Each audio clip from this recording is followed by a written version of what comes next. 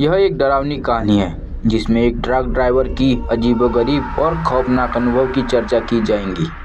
यह कहानी एक ऐसी रात की है जब ट्रक ड्राइवर ने अपने सफ़र में एक रहस्यमय और ख़तरनाक घटना का सामना किया है। रात की खामोशी और भूतिया ट्रक की कहानी शुरू होने से पहले आप सभी ने मेरे चैनल को सब्सक्राइब नहीं किया होगा तो सब्सक्राइब कर देना। कहानी की शुरुआत एक ट्रक ड्राइवर रमेश से होती है जो रात के वक्त एक छोटे से गांव से गुजरने का रास्ता चुनता है। उस दिन मौसम बेहद खराब था और आसमान में घने बादल थे। रमेश को ज़्यादा देर रात तक गाड़ी चलाने की आदत नहीं थी, लेकिन उसे एक ज़रूरी डिलीवरी करनी थी, इसीलिए वह गांव के रास्ते गुजरता हुआ चल पड़ा। गांव का रास्ता सूना था और ठंडी हवा चल रही थी। रास्ते में कोई नहीं था। अचानक ट्रक की लाइट मध्य होने लगी और गाड़ी धीमे पड़ने लगी। रमेश ने गाड़ी रोककर ट्रक के इंजन को चेक किया, लेकिन सब कुछ ठीक था। वह फिर से गाड़ी स्टार्ट करता है और जैसे ही वह आगे बढ़ता है उसे सड़क पर एक महिला नजर आती है जो सफ़ेद साड़ी पहने हुई थी और अकेली खड़ी थी। रमेश ने गाड़ी रोकी और महिला से पूछा, तुम यहाँ क्या कर रही हो? महिला ने जवाब दिया, मुझे घर जाना है, मुझे अपने परिवार से मिलने जाना है। उसकी आवाज़ बहुत हल्की और फटी हुई थी। रमेश ने सोचा कि यह महिला शायद किसी दुर्घटना से बची हुई होंगी और रमेश ने उसे गाड़ी में बैठने का इशारा किया। महिला चुपचाप गाड़ी में बैठ गई और रमेश ने ट्रक चलाना शुरू किया। रास्ते में महिला ने रमेश से कोई बात नहीं की, खामोशी से बाहर की ओर देखते रही।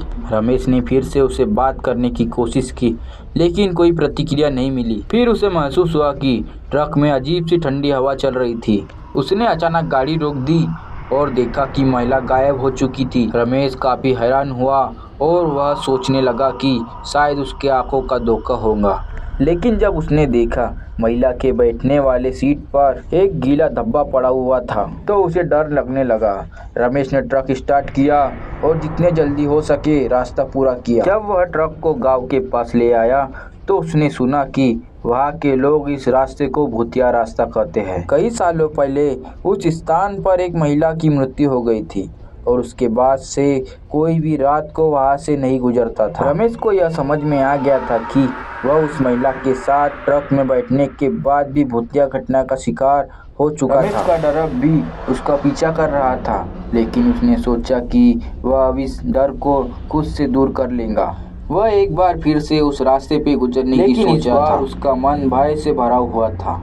उसने सोचा शायद उस रात की घटना सिर्फ संयोग होगा। वह एक बड़े शहर से माल लेकर एक बार फिर उस ट्रक को लेकर निकल पड़ा। यह रास्ता रात के अंधेरे में और भी डरावना लग रहा था। उसे पहले ही उस रास्ते के बारे में चुनौती मिल चुकी थी, लेकिन उसने उन्हें नज़रअंदाज कर दिया। जैसे ही वह पुराने सुनसान रास्ते पर पहुंचा, उसे वहाँ ठंडी हवा का महसूस होने लगा, लेकिन वह गाड़ी चलाता रहा। लेकिन अब उसे एहसास हो रहा था कि कुछ ठीक नहीं है। तभी रास्ते में उसे एक और आदमी दिखाई दिया जो सड़क के किनारे खड़ा था। रमेश ने गाड़ी रोका और खिड़की से सर बाहर निकाला। आदमी ने कहा, भैया तुम मुझे लुधियाना तक छोड़ दोगे? रमेश ने उसे सबकी निगाहों से देखा, लेकिन फिर सोचा कि यह कोई साधारण यात्री होगा। रमेश ने दरवाज़ा खोला और उसे अंदर आने को बैठने को कहा। आदमी ने ट्रक में बैठते ही कोई बात नहीं की। उसका चेहरा धुंधला था और उसकी आंखों में गहरी मासूमी थी। रमेश को वह आदमी कुछ अजीब सा लगा, लेकिन उसने ज़्यादा ध्यान नहीं दिया। जैसे ही वह गाड़ी, रमेश को एक अजीब सा एहसास हुआ कि वह रास्ता अब अजनबी था और ट्रक में बैठे आदमी मौजूदगी और रहस्यमय हो रहा था। ट्रक का इंजन फिर से बंद हो गया। रमेश ने गाड़ी रोक दी और इंजन चेक किया। सब कुछ सही था, लेकिन जैसे ही वह ट्रक में वापस आया, आदमी गायब हो चुका था। उसका दिल तेजी से धड़कने लगा। उसने देखा कि ट्रक के पास एक कागज पड़ा था जिसमें लिखा था, तुम्हारी अगली यात्रा तुम्हारी आखिरी यात्रा होगी। रमेश ने बहुत डर के साथ ट्रक को स्टार्ट किया और अगले स्टॉप तक की ओर बढ़ने लगा। जैसे जैसे वह तेजी से गाड़ी चला रहा था, उसे एक बार फिर वह डर और भय का सामना करना पड़ा। ट्रक में ठंडी हवा अचानक बंद हो गई। उसे वह कागज अब तक याद था और वह जानता था कि उसके साथ कुछ गलत हो रहा है। जब वह अगले दिन शहर पहुंचा तो उसने सुना कि उस रास्ते पर कई बार अजीब घटना हो चुकी थी। कई लोगों का कहना था कि इस रास्ते पर जिसका ट्रक खराब होता था वे वे या तो गायब हो जाते थे या फिर अजनबियों को अपनी यात्रा में शामिल कर लेते थे और फिर उनका कुछ पता नहीं चलता था। रमेश अब पूरी तरह भयभीत था। वह मानने लगा था कि वह भूतिया रास्ते का शिकार हो चुका था। रमेश अब डरावने रास्ते को फिर से चुनने का मन बना चुका था। हालांकि उसके दिल में एक अजीब सा डर था, लेकिन उसने सोचा कि यह केवल उसका दिमाग का वहम है। उसने फिर से एक और रात की यात्रा तय की ताकि वह इस खौफ को खुद से निकाल सके। उस दिन मौसम ठीक था और रात का आकाश साफ था। रमेश को लगा कि आज का सफर सामान्य होगा, लेकिन जैसी जैसी वह अपने ट्रक को उस सुनसान रास्ते पर लेकर बढ़ा, उसे कुछ अजीब सा महसूस होने लगा। ट्रक की लाइट भी मध्यम हो गई थी और हवा में अजीब सा गंध घूमने लगी थी। रमेश ने कई बार ट्रक की लाइट चेक की, लेकिन वह ठीक थी। फिर भी उसने देखा कि रास्ते पर एक ट्रक खड़ा था और उसमें कोई नहीं था। रमेश ने ट्रक के पास जाकर देखा। ट्रक का इंजन चालू था और उसकी लाइट जल रही थी। यह देखकर यह थोड़ा घबराया क्योंकि वह अजीब था। कोई ट्रक बिना ड्राइवर के खड़ा हो। उसने खिड़की से झांकने की कोशिश की, लेकिन वहाँ कोई नहीं दिखा। रमेश ने ट्रक के पास जाकर आवाज दिया, क्या आप ठीक है? लेकिन कोई जवाब नहीं आया। तभी अचानक ट्रक का इंजन बंद हो गया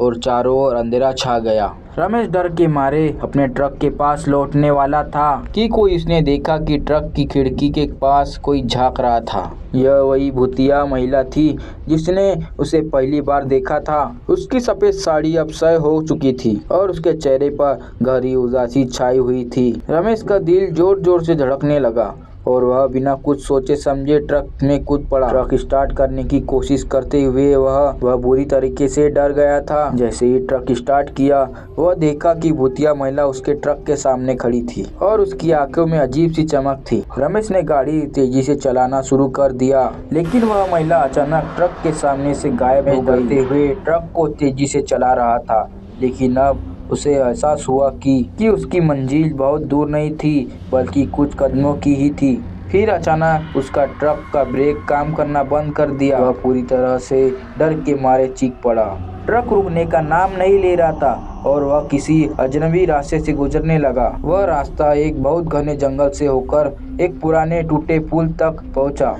रमेश की हालत और भी खराब हो चुकी थी। वह ट्रक को रोकने की कोशिश कर रहा था, लेकिन गाड़ी उसी रास्ते की ओर बढ़ती चली जा रही थी। अचानक उसने देखा पुल के दूसरे छोर पर एक बड़ा सा धुआं उठने लगा और वहाँ एक विशाल काले रंग की आकृति खड़ी थी। वह आकृति धीरे धीरे उसकी ओर बढ़ने लगी। रमेश को समझ आ गया था कि वह किसी भूतनी की आत्मा का सामना कर रहा है। उसका दिल तेजी से धड़क रहा था। ट्रक की गति कम नहीं हो रही थी और वह पुल पर फंसा हुआ था। जैसे ही वह ट्रक के आकृति के पास पहुंचा, रमेश ने गाड़ी पूरी तरीके से रोकने की कोशिश की, लेकिन गाड़ी के ब्रेक काम नहीं कर रहे थे। आखिरी बार ट्रक काली साया के टकराया और तभी कुछ अचानक शांत हो गया। ट्रक रुक गया। आप वीडियो में अभी तक बने हो तो लाइक, सब्सक्राइब और शेयर जरूर करना और कमेंट में बताना आप सभी को वीडियो कैसी लग रही है। अगले दिन पुलिस ने ट्रक को ढूंढा, लेकिन वहाँ कोई ड्राइवर नहीं था। ट्रक के अंदर कोई नहीं था, लेकिन ट्रक के सामने सड़क पर गहरे खून के धब्बे पड़े हुए थे। नहीं जाना कि रमेश कहाँ है और उसका कोई अता पता नहीं चला। कुछ लोग कहते हैं कि रमेश अब भी उस रास्ते पर भटकता रहता है और वह काले साय के साथ हर एक रात नए ट्रक को खड़ा होता है। आप सभी को यह कहानी पसंद आई होगी तो लाइक, सब्सक्राइब और शेयर जरूर करना और कमेंट में बताना कि आप सभी को नई स्टोरी किस टॉपिक में चाहिए। धन्यवाद।